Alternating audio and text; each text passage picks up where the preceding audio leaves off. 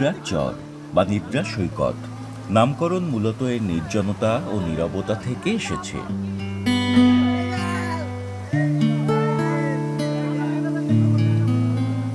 একদিকে বঙ্গোপসাগর, অন্যদিকে নদী মোহনা, মাঝখানে বিস্তৃত কেওড়া ও ঝাউবনের সবুজ আভা।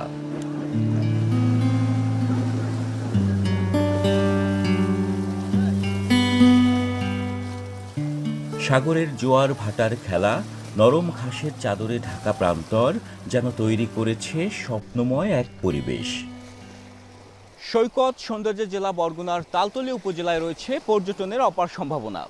এখানে একদিকে যেমন রয়েছে রাখাইনপল্লী, শুভ সন্ধ্যা সমুদ্র সৈকত, ট্যাংরাগিরি বনাঞ্চল, অপরদিকে পর্যটনের নতুন সম্ভাবনার উকি দিচ্ছে নিদ্রার চর বা নিদ্রা সৈকতকে ঘিরে।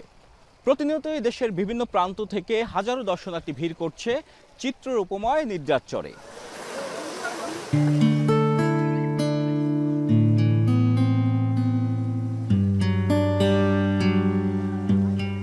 বরগুনার তালতলী উপজেলা থেকে মাত্র ২৫ কিলোমিটার দূরের এই চর যেন অবারিত প্রাকৃতিক সৌন্দর্য নিয়ে পর্যটকদের এক নতুন দিগন্ত উন্মোচন করেছে। এই জায়গাটা আসলে বলার কোনো ভাষা নেই। এখানে না আসা পর্যন্ত মানুষ এটার সৌন্দর্য আসলে দূর থেকে দেখে বোঝা যাবে না। এত সুন্দর জায়গা আমি ভাবতেই পারিনি। আর পর্যটন শিল্পের ক্ষেত্রে বাংলাদেশে এটার অপার সম্ভাবনা রয়েছে। এখানে যে সমুদ্র সৈকত আছে, বন আছে, রাখাইনপল্লী আছে, আমরা তো ঘুরে দেখলাম, সবটাই ভালোই লেগেছে। প্রাকৃতিক দৃশ্য বলতে গেলে খুবই সুন্দরভাবে দেখা যায়। চারপাশে যেরকম সবুজ গাছগাছালি, সেরকম সমুদ্র। মানে যারা চোখে আইসা দেখবে, যারা দেখবে তারা বুঝবে যে জায়গাটা কিরকম। সৈকতটি প্রায় ২ কিলোমিটার দীর্ঘ। স্থানীয়দের মতে এর আয়তন প্রায় ৫ থেকে ৭ বর্গ কিলোমিটার। বর্ষাকালে চরের কিছু অংশ ডুবে গেলেও শীতকালে হয়ে ওঠে আরও মনোমুগ্ধকর। তবে অনুন্নত যোগাযোগ ব্যবস্থা নিয়ে ক্ষোভ প্রকাশ করেছেন পর্যটকরা। সমস্যা হচ্ছে রাস্তাঘাট। আমরা যেমন ওইখান থেকে নাইমা হাইটে আসছি, তারপর বরিশাল থেকে আসতে আমাদের প্রচুর রাস্তা ভাঙ্গা। এখানে বাইক নিয়ে ঢুকতে অনেক সমস্যা, বা বড় গাড়ি নিয়ে ঢোকার মতো প্লেস নেই।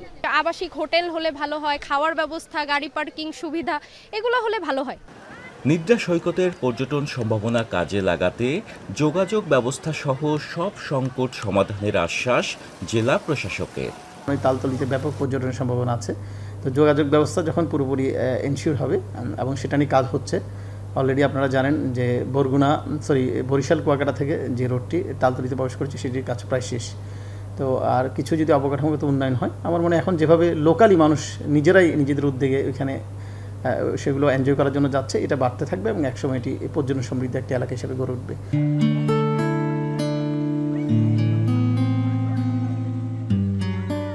সরকারি বেসরকারি পর্যায়ের সঠিক পরিকল্পনা ও উন্নয়ন কার্যক্রমের মাধ্যমে নিদ্রার চর হয়ে উঠতে পারে দেশের দক্ষিণাঞ্চলের প্রধান পর্যটন কেন্দ্র।